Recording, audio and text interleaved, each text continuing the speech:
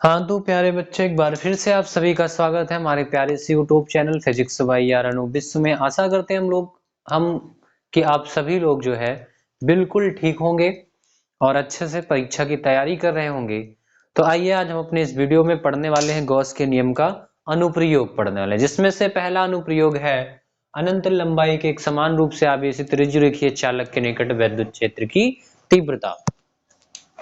तो हम अपने इस वीडियो में इसको पढ़ने वाले हैं और इसके साथ गॉस के अन्य अनुप्रयोगों के बारे में भी इसी वीडियो में पढ़ने वाले हैं। ठीक है, यानी कि इस चैप्टर को आज इसी वीडियो में समाप्त करने वाले हैं। ठीक है, तो चलिए वीडियो को शुरू करते हैं बिना टाइम वेस्ट किए हुए। तो इसमें जो है हमको पढ़ना है अनंत लंबाई के एक समान रूप से आवेशित ऋजुरेखीय चालक के निकट वैद्युत क्षेत्र की तीव्रता पढ़नी है। ठीक है, तो ध्यान से देखिए, जैसी हेडिंग है आप उसी के अकॉर्डिंग एक फिगर बना दिया करिए। पहले जब भी आपसे गॉस नियम का अनुप्रयोग पूछे या कोई भी डेरिवेशन करने के लिए कहा जाए तो आप सबसे पहले एक बार हेडिंग को ध्यान से समझिए, उसका अर्थ निकालिए, फिर उसी के अकॉर्डिंग काम करिए। ठीक है, तो हेडिंग क्या कह रहा है? अनंत लंबाई के एक समान रूप से आवेशित तो और ऋजुरेखीय, तो आपको ऋजुरेखीय का मतलब एक सीधा चालक लेना है, वो भी कैसा लेना है? अनंत लंबाई का। ठीक है, तो ये लो हम ले लिए एक अनंत लंबाई का ऋजुरेखीय चालक। ठीक है, ये अनंत लंबाई तक है, इधर भी कहां तक गया है? ये अनंत तक गया, इधर भी कहां तक आया है? अनंत तक आया है। ठीक, तो अनंत लंबाई का ऋजुरेखीय चालक हो गया और ये क्या है? समान रूप से आवेशित है, तो इसको समान रूप से आवेश दिया गया है, इस पर पूरे पर ऐसे समान रूप से धनावेश वितरित है। ठीक है, चाहे ऋण आवेश हो चाहे धन आवेश हो, कुल मिला के इसको समान रूप से आवेश दिया गया है और पूरे चालक पर समान रूप से आवेश क्या है? एक रेखा के रूप में वितरित है। ठीक है, और फिर क्या करना है? चालक के निकट, इसके निकट जो है यहाँ पे एक बिंदु है, यहाँ पर P है, इसी बिंदु P पर हमको निकालना है क्या? चुंबकीय वैद्युत क्षेत्र की तीव्रता निकालनी है। तो आपको याद है ना, मैंने कहा था कि जब जो है किसी बिंदु पर आपको वैद्युत क्षेत्र की तीव्रता ज्ञात करनी हो तो वहां से गुजरता हुआ एक गॉसियन पृष्ठ खींचना है आपको, या गॉसियन पृष्ठ की विशेषता मैंने बताई थी कि गॉसियन पृष्ठ को सतह उस बिंदु से होता हुआ खींचा जाता है जहां पर आपको वैद्युत क्षेत्र की तीव्रता ज्ञात करनी है। ठीक है, और साथ में ये भी बताया था कि गॉसियन पृष्ठ की जो आकृति है वो आवेश स्रोत के आवृत्ति के आकृति के सममित रखनी है आपको। ठीक है, तो आवेश स्रोत कैसा है? रेखीय, तो बताया था ना, रेखीय आवेश स्रोत के लिए गॉसियन पृष्ठ कैसा होना चाहिए? बेलनाकार होगा। ठीक है, तो यहाँ पे हम एक गॉसियन पृष्ठ खींचेंगे जो कि इस बिंदु P से गुजरता हुआ जाएगा। भाई ऐसे एक गॉसियन पृष्ठ खींच लेंगे। ठीक है, तो ये हो गया एक गॉसियन पृष्ठ। तो गॉसियन पृष्ठ काल्पनिक पृष्ठ होता है, इसीलिए इसको डॉटेड लाइन से खींचना है आपको। ठीक है, तो ये एक काल्पनिक पृष्ठ खींच लिया मैंने, गॉसियन पृष्ठ खींच ली। ठीक है, गॉसियन पृष्ठ हो गया। ठीक है, गॉसियन पृष्ठ काल्पनिक पृष्ठ होता है, इसलिए इसको ऐसे खींच देंगे। ठीक, अब ध्यान से देखिए, तो ये जो है आपका प्लेन सरफेस हो जाएगा। प्लेन मतलब समतल होगा। भाई बेलन है तो बेलन का ऊपरी पृष्ठ समतल हो जाएगा, निचला पृष्ठ समतल हो जाएगा, और ये बीच वाला क्या हो जाएगा? घुमावदार पृष्ठ हो जाएगा, वक्र पृष्ठ हो जाएगा। तो इसके यहां पर एक छोटा सा पॉइंट लेना है आपको, क्षेत्रफल लेना है डीएल, जहां पे आपको, सॉरी डीएल नहीं, क्षेत्रफल को डी ऐसे लिखेंगे।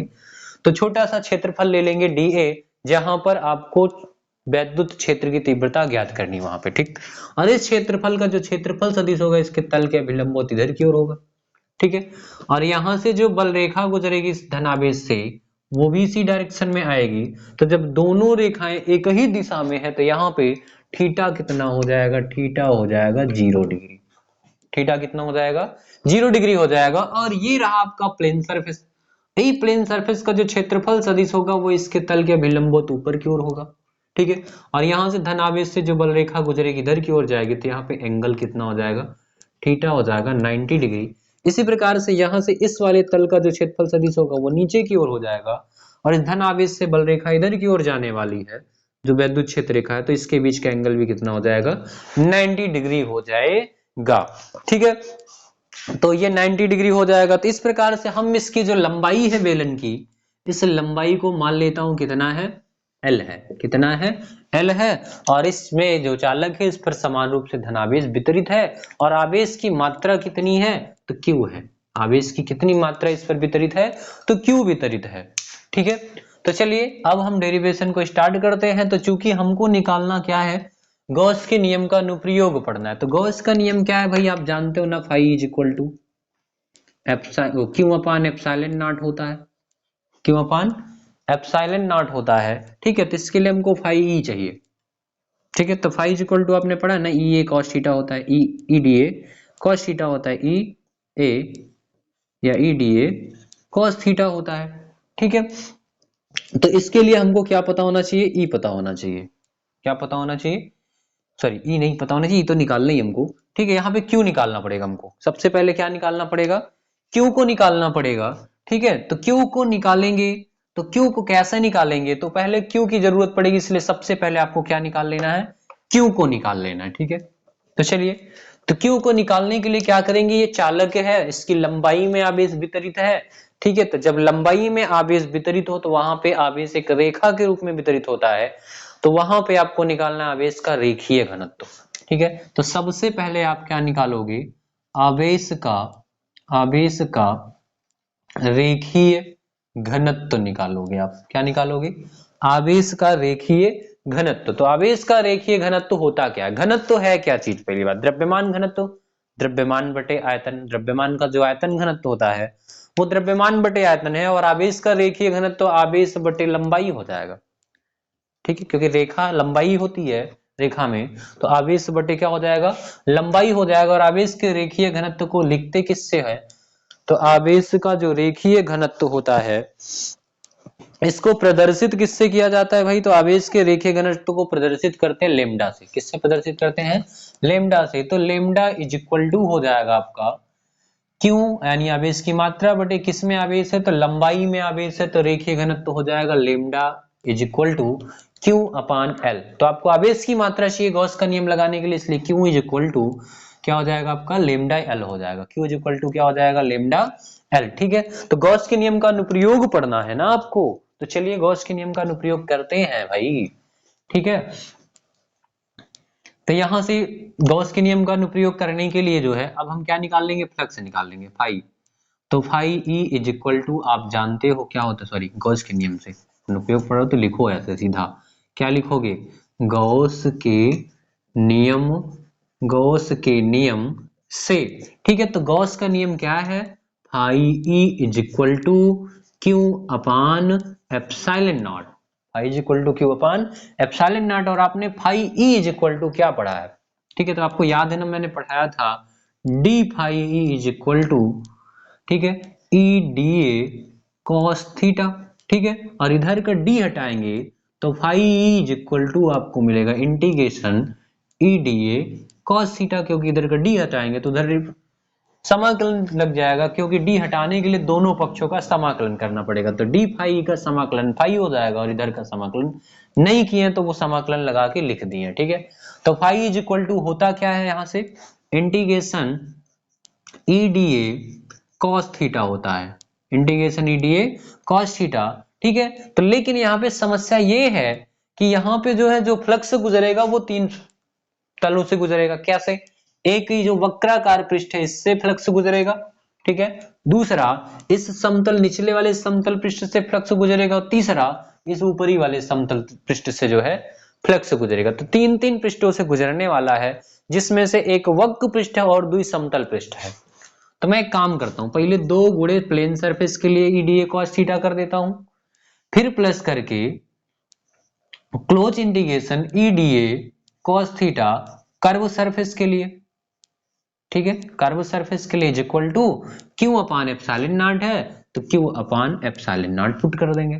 ठीक, फिर आगे चलेंगे तो क्या मिलेगा, two epsilon nought two integration plane surface के लिए ईडीए कॉस थीटा कितना है, प्लेन सरफेस के लिए 90 डिग्री है, तो यहाँ पे कॉस 90 डिग्री पुट कर दो, plus close integration curve surface के लिए ईडीए कॉस थीटा कितना है इस बार, तो कॉस थीटा 0 डिग्री है, तो cos 0 degree is equal to Q कितना है, तो क्यू कितना है आपका लेमडा एल आया है अपान एप्सिलॉन नॉट।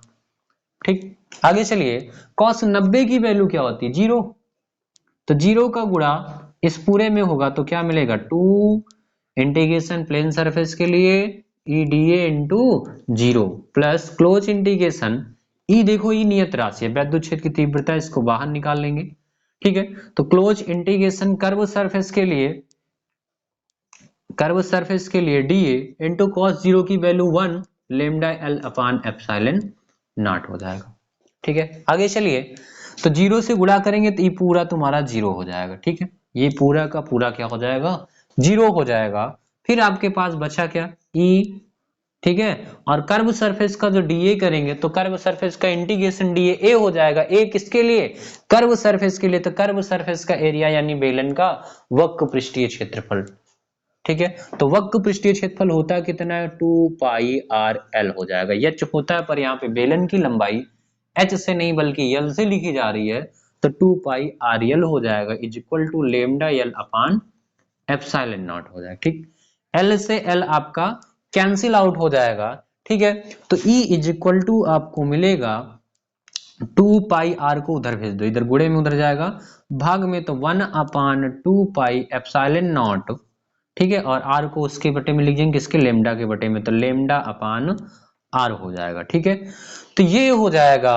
अच्छा हाँ, इसमें अगर आप चाहो तो 4 पाई के रूप में लिखना है अगर इस सूत्र को, तो ऐसे भी लिख सकते हो, इज इक्वल टू 1 अपान ऊपर नीचे 2 से गुणा कर दो, तो यहाँ 2 से गुणा करेंगे नीचे, तो 2 दूना 4 पाई एप्सिलॉन नॉट हो जाएगा, 2 का गुणा लेमडा में करोगे तो 2 लेमडा अपान आर हो जाएगा। ठीक है, इतना। और वैद्युत क्षेत्र की तीव्रता का मात्रक क्या होता है, न्यूटन प्रति कूलम। ठीक है, तो ये हो जाएगा वैद्युत क्षेत्र की तीव्रता के लिए व्यंजक, वो भी कौन सी स्थिति में, अनंत लंबाई के एक समान रूप से आवेशित ऋज रेखीय चालक के निकट जब आपसे कहा जाए वैद्युत क्षेत्र ज्ञात करने के लिए तब। ठीक है, तो चलिए इसका स्क्रीनशॉट ले लीजिए, फिर हम आगे चलते हैं। तो स्क्रीनशॉट ले लिया होगा आप लोगों ने। अब हम लोग पढ़ने वाले हैं अनंत विस्तार के नेक्स्ट टॉपिक जो है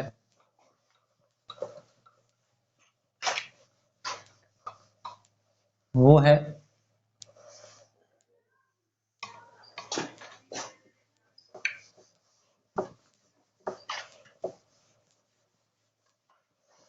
नेक्स्ट टॉपिक जो है वो है अनंत विस्तार के,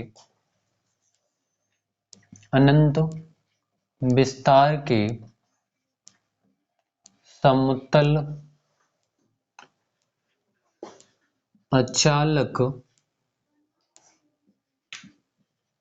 चादर के निकट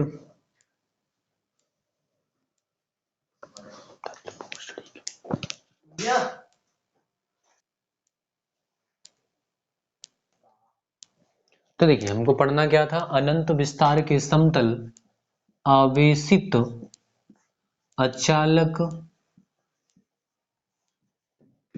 चादर के निकट वैद्युत क्षेत्र की तीव्रता, वैद्युत क्षेत्र की तीव्रता।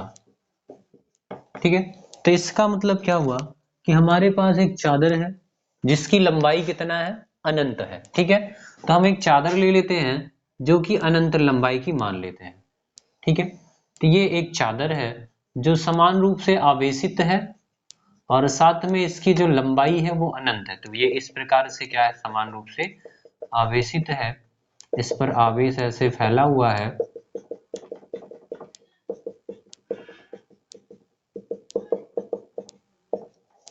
ठीक है, और इसकी लंबाई जो है कहां तक है, तो इसकी लंबाई है इनफाइनाइट तक। भाई ये जो चादर है अनंत तक ऐसे पूरा विस्तारित है, पूरा फैली हुई है।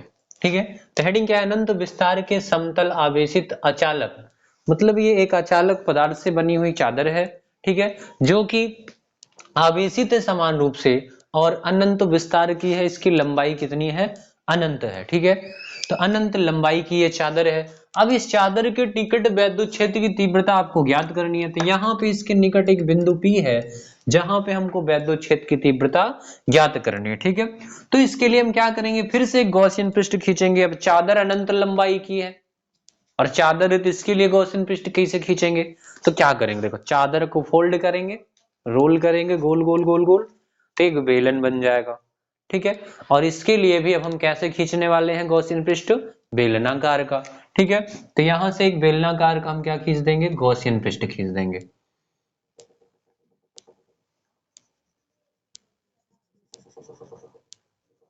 ठीक है, तो बेलनाकार क्या कर देंगे, एक गॉसियन पृष्ठ इस प्रकार से खींच देंगे। ठीक है, और इस गॉसियन पृष्ठ में क्या हो जाएगा, फिर से वही एक वक्र पृष्ठ और दो दो प्लेन सरफेस। इस प्लेन सरफेस के यहाँ पर भी एक बिंदु P मान लेते हैं। ठीक है, अब ध्यान देखो, इस धनावेश से जो इस पहले प्लेन सरफेस का जो क्षेत्रफल सदिश होगा, इसके तल के अभिलंबोत इधर की ओर होगा, और इस धनावेश से जो क्षेत्र रेखा गुजरेगी वो भी इधर से ही गुजरेगी ऐसे, और दोनों की डायरेक्शनों के बीच एंगल कितना बन रहा है, theta is equal to 0 degree बन रहा है। ये फ्रेम में आ रहा है कि नहीं आ रहा है?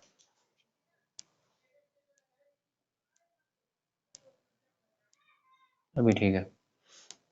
फिर आगे जो है, यहाँ पे जो है एंगल कितना बनेगा, यहां से देखो इस तल का जो क्षेत्रफल सदिश होगा, ये तल ऐसे है तो इसका अभिलंब इधर की ओर हो जाएगा। ठीक है, इसका जो क्षेत्रफल सदिश यानी वेक्टर डी होगा इधर की ओर हो जाएगा, और इन धन आवेशों से जो क्षेत्र रेखा निकलेगी वो भी यहाँ पे आएगी, इधर की ओर आएगी, और दोनों के बीच का एंगल फिर से क्या हो जाएगा, theta is equal to 0 degree. ठीक, और ये जो कर्व सरफेस है ना, इसका क्षेत्रफल सदिश इधर होगा और धन आवेशों से बल रेखा इधर निकलेगी, इसके लिए थीटा कितना हो जाएगा, 90 डिग्री हो जाएगा। थीटा कितना हो जाएगा इसके लिए, 90 डिग्री हो जाएगा। ठीक है, तो आइए अब हम फिर से इस डेरिवेशन को स्टार्ट करते हैं। तो चलिए डेरिवेशन को स्टार्ट किया जाए। तो ध्यान से देखिए, फिर से हम ये चादर है, चादर में होता है क्षेत्रफल, आवेश देंगे तो इसके संपूर्ण क्षेत्रफल पर फैलेगा। ठीक है, तो आवेश का पता करने के लिए हम क्या करेंगे, मान लेते हैं कि इस पर क्यू आवेश है, कितना आवेश है, क्यू आवेश, और वो आवेश इसके संपूर्ण क्षेत्रफल में फैला हुआ है। तो यहाँ पे आवेश का ना क्षेत्रफल घनत्व निकालेंगे। क्या निकालेंगे, आवेश का क्षेत्रफल घनत्व, क्षेत्रफल घनत्व। ठीक है, तो आवेश का क्षेत्रफल घनत्व हो कितना जाएगा, तो देखिए आवेश का जो क्षेत्रफल घनत्व होगा वो जो है सिग्मा से लिखा जाता है। किससे लिखा जाता है, सिग्मा से, और सिग्मा इज इक्वल टू आवेश की मात्रा बटे क्षेत्रफल। देखो रेखीय घनत्व था तो आवेश की मात्रा बटे लंबाई के, क्षेत्रफल घनत्व है तो क्षेत्र बट आवेश की मात्रा बटे क्षेत्रफल, आयतन घनत्व होगा तो आवेश की मात्रा बटे आयतन कर देंगे। ठीक, तो यहां से जो है अब हम Q की वैल्यू निकाले तो Q is equal to sigma A हो जाएगा। Q इज इक्वल टू क्या हो जाएगा, सिग्मा ए हो जाएगा। ठीक है, चलो ब्रेक करते हैं इसको यहीं पे। ठीक, अब लगाएंगे गॉस का नियम, गॉस की प्रमेय से। तो गॉस के प्रमेय से, ठीक, तो गॉस का प्रमेय क्या कहता है, phi E is equal to Q upon epsilon nought. ठीक, फिर उसके बाद देखो फाई इज इक्वल टू, हमने आपको बताया ना क्या होता है, close integration EDA, EDA cos theta होता है। ठीक है, लेकिन यहाँ पे तीन तीन सरफेस हैं इसलिए तीनों के लिए अलग अलग इसको ऐड करेंगे फ्लक्स का मान। ठीक है, तो पहले के लिए जैसे दो दो प्लेन सरफेस हैं तो फिर से 2 इंटू प्लेन सरफेस के लिए डी कॉस थीटा, प्लस एक कर्व सरफेस होगा जो इस प्रकार से रोल रोल होगा। ठीक है, तो कर्व सरफेस के लिए ईडीए कॉस क्या हो जाएगा, ईडीए कॉस थीटा हो जाएगा इज इक्वल टू क्यू का मान कितना है, तो सिग्मा ए आपने निकाल के रखा है, sigma A upon epsilon not कर देंगे। ठीक है, आगे चलिए, तो यहाँ पे फिर से थीटा की वैल्यू पुट करेंगे तो 2 इंटू ई को बाहर कर लो क्योंकि ई का तो समाकलन होना नहीं है। ठीक है, इंटीग्रेशन प्लेन सरफेस के लिए डीए कॉस थीटा कितना है प्लेन सरफेस के लिए, तो 0 डिग्री है। तो 2 से इंटू क्यों किया, क्योंकि एक प्लेन सरफेस से एक प्लेन सरफेस से, चाहे आप दोनों के लिए अलग अलग निकाल कर ऐड करो फ्लक्स को, और चाहे 2 से गुणा करके दोनों में इकट्ठा निकाल लो। ठीक है, तो मैंने 2 से गुणा करके इकट्ठा कर दिया, थीटा कितना है 0 डिग्री है। ठीक है, प्लस कर्व सरफेस के लिए ई को फिर से बाहर निकाल लो, यहाँ पे भी डी ए कॉस थीटा कितना है 90 डिग्री कर्व सरफेस के लिए। ठीक है, is equal to sigma A upon epsilon nought. ठीक, आगे चलते हैं अब हम।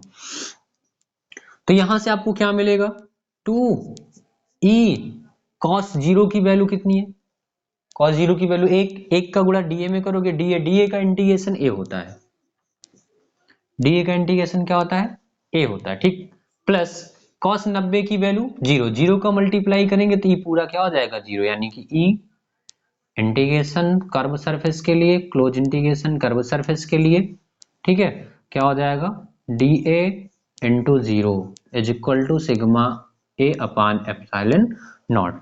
तो यहाँ से आपको 2e a और ये पूरा 0 से मल्टीप्लाई होके 0 हो जाएगा, तो इज इक्वल टू मिलेगा sigma A upon epsilon naught. A से ए कैंसिल आउट हो गया, दुई बूढ़े में उधर जाएगा भाग में, तो ई इज इक्वल टू मिलेगा सिग्मा अपान 2 एप्सिलॉन नॉट हो जाएगा। ठीक है, न्यूटन प्रति कूलम इसका मात्रक हो जाएगा। तो ये हो जाएगा अनंत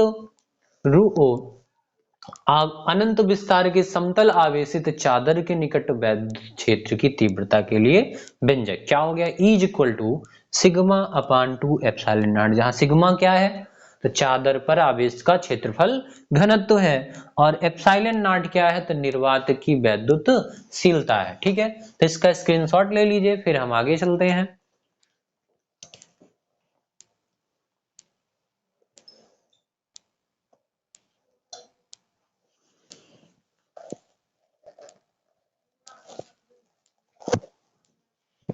तो स्क्रीनशॉट ले लिया होगा आपने, चलिए आगे चलते हैं।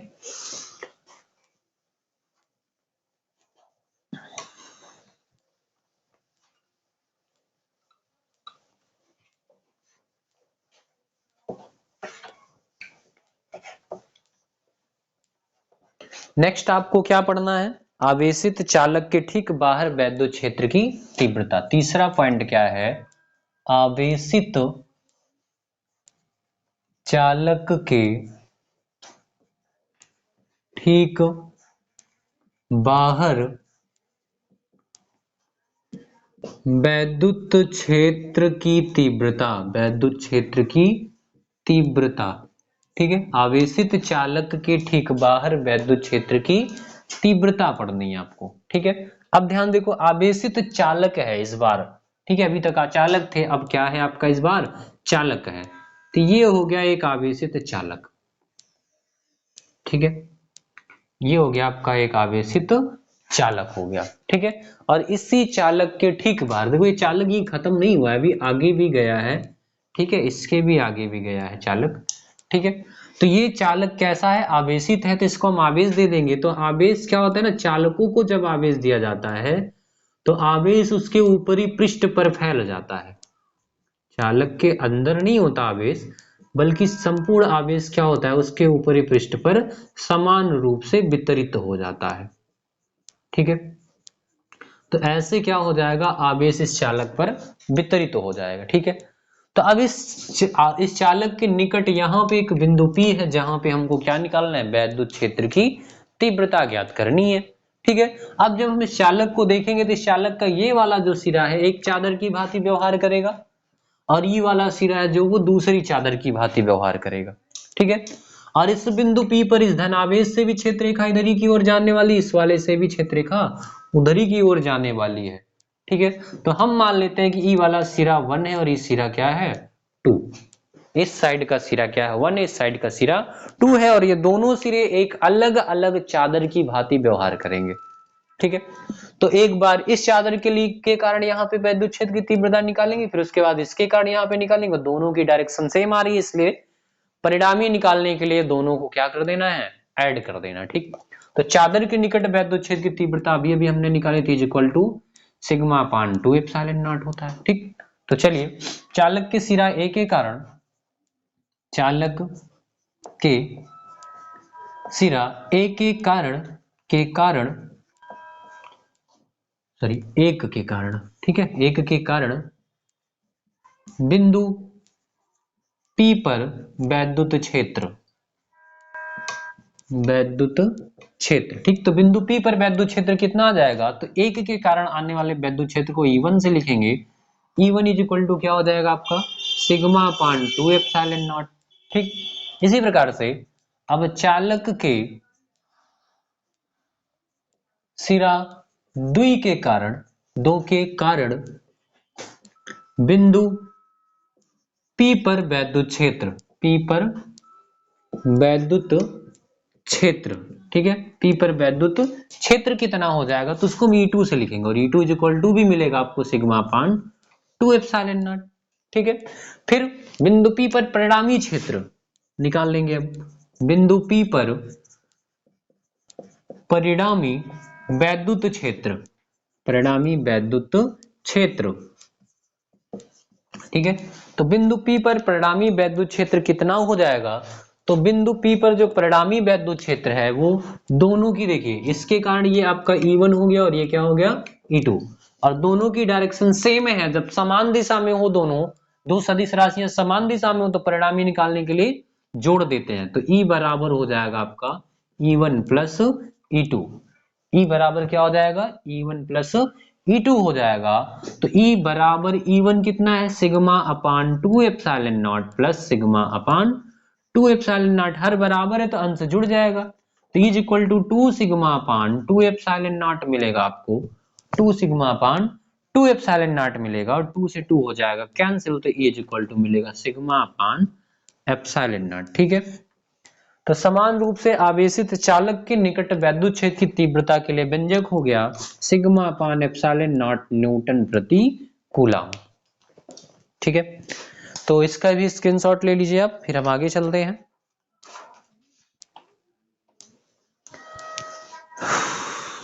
अब तक मैं थोड़ा सा इंक डाल लूं।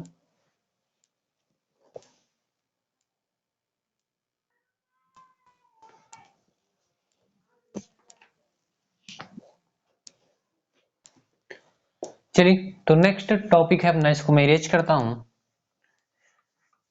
फिर आगे चलते हैं हम लोग।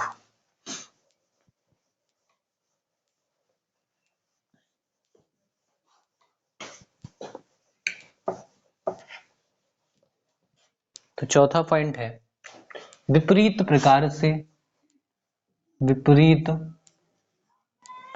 से आवेशित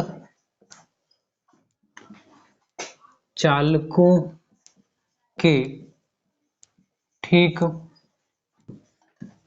बीच तथा बाहर वैद्युत क्षेत्र।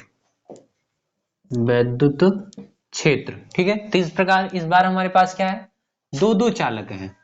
एक चालक ये हो गया, ठीक है, और दूसरा चालक ये हो गया। एक चालक ये और दूसरा चालक ये। ठीक है। एक चालक पर क्या है? प्लस आवेश है, और दूसरे चालक पर ठीक इतना ही परंतु माइनस आवेश है। ठीक है।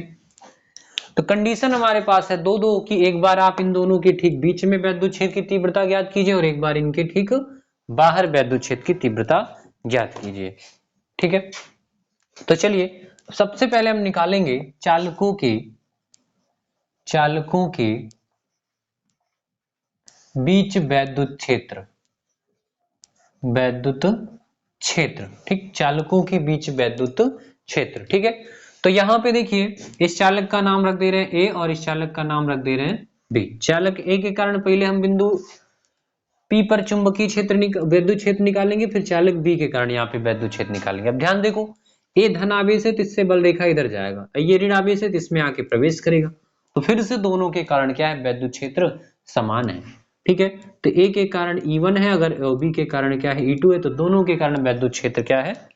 समान आ रहा है। ठीक है। तो यहाँ पे चालकों के बीच वैद्युत क्षेत्र पहले ज्ञात करेंगे। तो चालक ए के कारण बिंदु P पर वैद्युत क्षेत्र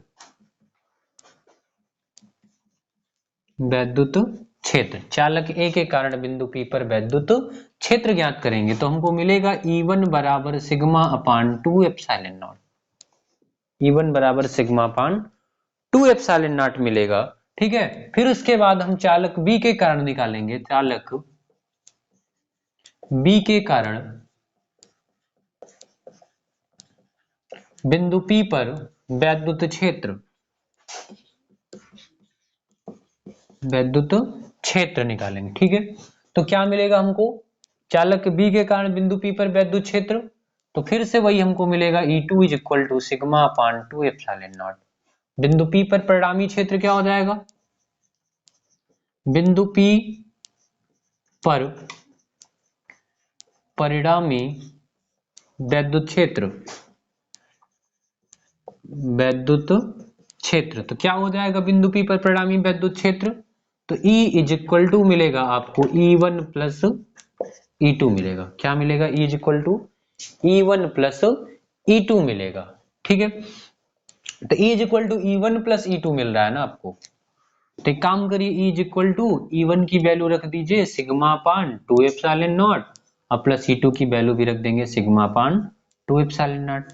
तो E इज इक्वल टू आपको मिलेगा कितना? 2 सिग्मा अपान 2 एप्सिलॉन नॉट, 2 से 2 हो जाएगा कैंसिल और E इज इक्वल टू मिलेगा आपको सिग्मा अपान एप्सिलॉन नॉट। ठीक है, ये तो बात हो गई किसके लिए? बीच में। अब बाहर निकालेंगे तो जरा ध्यान से देखिए, ये माइनस वाले आवेश में क्या होगा? वैद्युत क्षेत्र रेखा इधर की ओर आएगी तो E2 की डायरेक्शन ये हो जाएगी और प्लस आवेश से धन, प्लस आवेश के कारण यहाँ पे क्या हो जाएगा? धन आवेश से बल रेखा निकलेगी तो उधर जाएगी, तो इसके कारण वैद्युत क्षेत्र क्या हो जाएगा? उधर हो जाएगा। तो E1 उधर की ओर है, E2 इधर की ओर, दोनों विपरीत डायरेक्शन में है। ठीक है, तो ऐसी कंडीशन में क्या करेंगे? यानी कि चालक के बाहर बिंदु P पर वैद्युत क्षेत्र, ठीक है, इस बिंदु का नाम क्या है? P है। तो चालक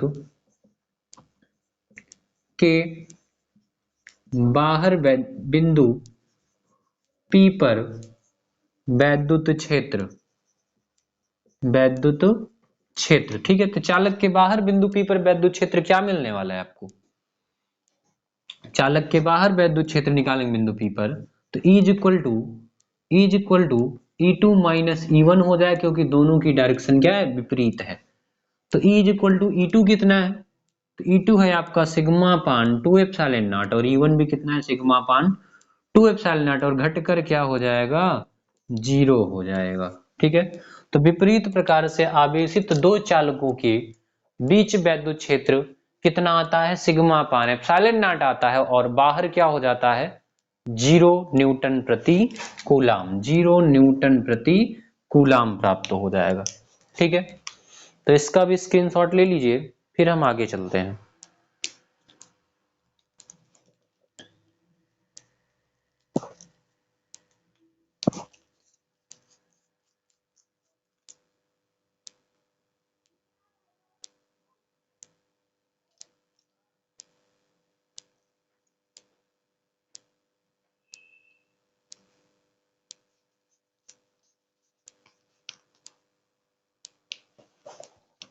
चलिए, तो फिर आगे चलते हैं। हम इसको इरेज करते हैं, आपने स्क्रीनशॉट ले लिया होगा।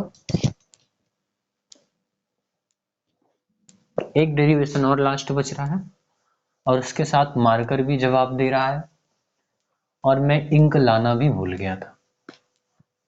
ठीक है, तो चलिए चैप्टर फिलहाल खत्म हो जाएगा, इतना तो है, फिर कल देखेंगे कल का।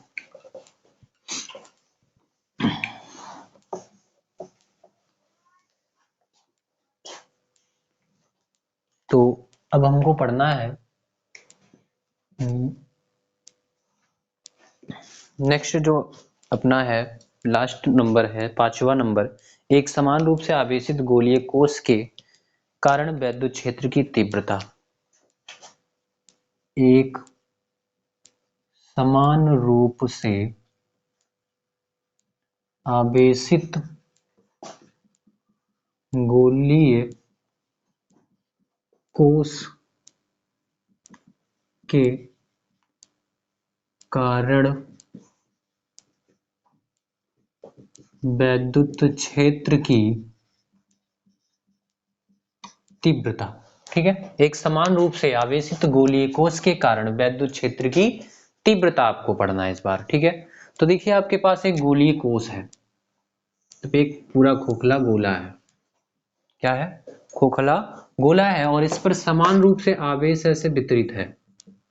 खोखले गोले पर समान रूप से आवेश क्या है? ऐसे वितरित है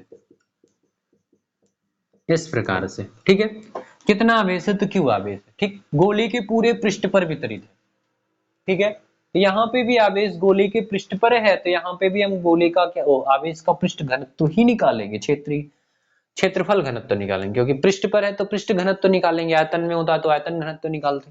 ठीक है, अब इसमें देखो कंडीशन क्या हो सकती है? दो कंडीशन हो सकती है। तो गोले के बाहर कोई बिंदु है, वहां पे आपको वैद्युत क्षेत्र की तीव्रता निकालनी है, और गोले के भीतर कोई बिंदु है, वहां पे वैद्युत क्षेत्र की तीव्रता आपको ज्ञात करनी है। ठीक, दो कंडीशंस है।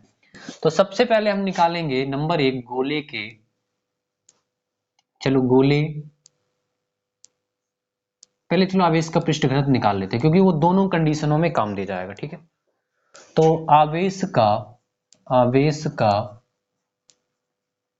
पृष्ठ घनत्व, ठीक है, तो आवेश का पृष्ठ घनत्व क्या होता है, sigma is equal to Q upon A होता है। यहाँ पे भी आपको Q इज इक्वल टू क्या हो जाएगा, सिग्मा ए मिल जाएगा। ठीक है, जहां पर जरूरत पड़ने पर आप इसकी वैल्यू पुट कर देंगे। ठीक है, तो सबसे पहले हम इस गोली कोष की जो त्रिज्या है वो कितना मान लेते हैं, स्मॉल आर मान ले रहे हैं। ठीक है, और यहाँ पे बिंदु P है। ठीक है, तो बिंदु P से होता हुआ हम एक गॉसियन पृष्ठ खींचेंगे। क्या खींचेंगे, बिंदु P से होता हुआ एक गॉसियन पृष्ठ खींच लेंगे। ठीक है, तो बाद में दिक्कत होगी, इसलिए हम अभी पर यहाँ पे क्षेत्रफल का जो है फार्मूला पुट कर देते। तो गोले का पृष्ठीय क्षेत्रफल क्या होता है, 4 पाई आर स्क्वायर ना, तो Q is equal to sigma bracket में 4 पाई स्मॉल आर स्क्वायर रख देंगे। ठीक है, और ये जो बिंदु P है ना, इसके केंद्र से कितना दूरी पर है, तो मान लिए कितना दूरी पर है, कैपिटल आर ना, कुछ गड़बड़ हो रहा है इसको मानने में, थोड़ी सी समस्या। से काम करो, इसको आप स्मॉल आर मान लीजिए और यहाँ पे जो है इसको क्या मान लीजिए, कैपिटल आर मान लीजिए, नहीं तो बुक से थोड़ा सा हटके फार्मूला आ जाएगा आपका। ठीक है, तो बाद में समस्या हो जाती है। तो यहाँ पे जो है ना 4 पाई कैपिटल आर स्क्वायर है। ठीक है, आगे चलेंगे, तो अब क्या करेंगे, ध्यान से देखिए, यहाँ पर फिर से आपको क्या लेना है, एक छोटा सा क्षेत्रफल डीए ले लेना है। ठीक है, जहां पे आपको वैद्युत क्षेत्र की तीव्रता ज्ञात करनी है, वहां से गुजरता हुआ पहले आप गॉसियन पृष्ठ खींचो, फिर उसी पृष्ठ पर एक छोटा सा क्षेत्रफल क्या ले लीजिए, बिंदु P पर ही क्या ले लीजिए आप, डीए ले लीजिए। ठीक, और इसका जो क्षेत्रफल सदिश होगा यहाँ पर इधर की ओर होगा, और इन धनावेशों से जो क्षेत्र रेखा गुजरेगी वो भी इधर की ओर होगी, तो यहाँ पर भी थीटा इज इक्वल टू क्या हो जाएगा, 0 डिग्री हो जाएगा। ठीक है, तो गॉस का नियम लगाएंगे, तो गॉस के प्रमेय से, ठीक है, तो गॉस के प्रमेय से आपको मिलेगा क्या, ध्यान से देखो, गॉस की प्रमेय है क्या, वही phi E is equal to Q upon epsilon nought है। ठीक है, तो चलिए फाई इज इक्वल टू क्या होता है, close integration E D A cos theta is equal to Q की वैल्यू क्या है, सिग्मा ब्रैकेट में 4 पाई आर स्क्वायर है।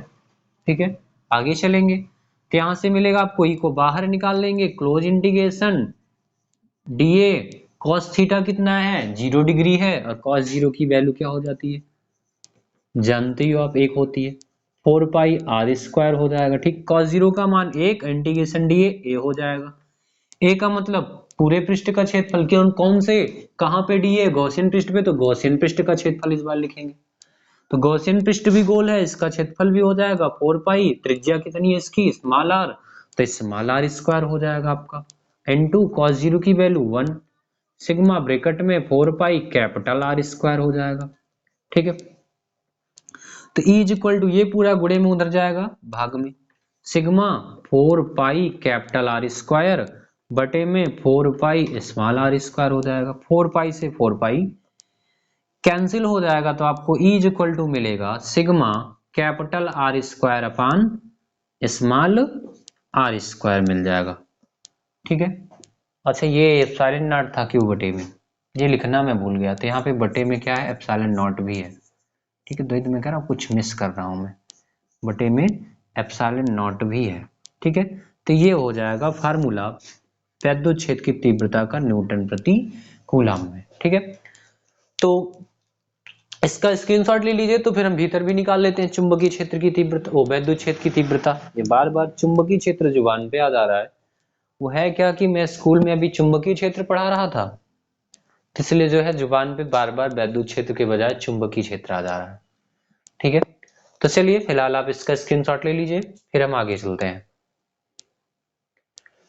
तो ले लिया होगा आपने, फिर चलते हैं, अब हम लोग पढ़ने वाले हैं अगली कंडीशन।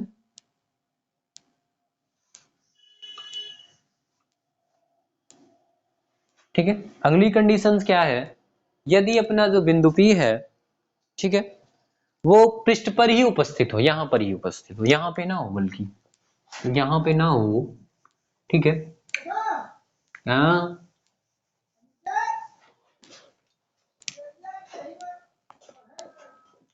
तो चलिए आगे चलेंगे। तो अब क्या है, नेक्स्ट कंडीशन है, ठीक है, मैं इसको भी थोड़ा सा इरेज कर दे रहा हूं। तो क्या पढ़ना है हमको, यदि बिंदु P, यदि बिंदु P कोश के पृष्ठ पर हो, कोश के पृष्ठ पर हो, ठीक है। तो पृष्ठ का मतलब जो बिंदु P बाहर था ना वो यहीं पर हो, ठीक है। तो जब बिंदु P यहीं पर होगा तो जो स्मॉल r है वो इस टाइम कैपिटल R के बराबर हो जाएगा, ठीक है। तो जो हमने सूत्र निकाला है अभी अभी, क्या निकाला था, E is equal to sigma upon epsilon nought, क्या था, E is equal to sigma upon epsilon nought, sigma upon epsilon nought capital R square upon small r square, यही सूत्र लाए थे ना हम लोग, ठीक है। तो जब बिंदु P पृष्ठ पर होगा तो यहाँ पे क्या हो जाएगा, capital R is equal to small r हो जाएगा।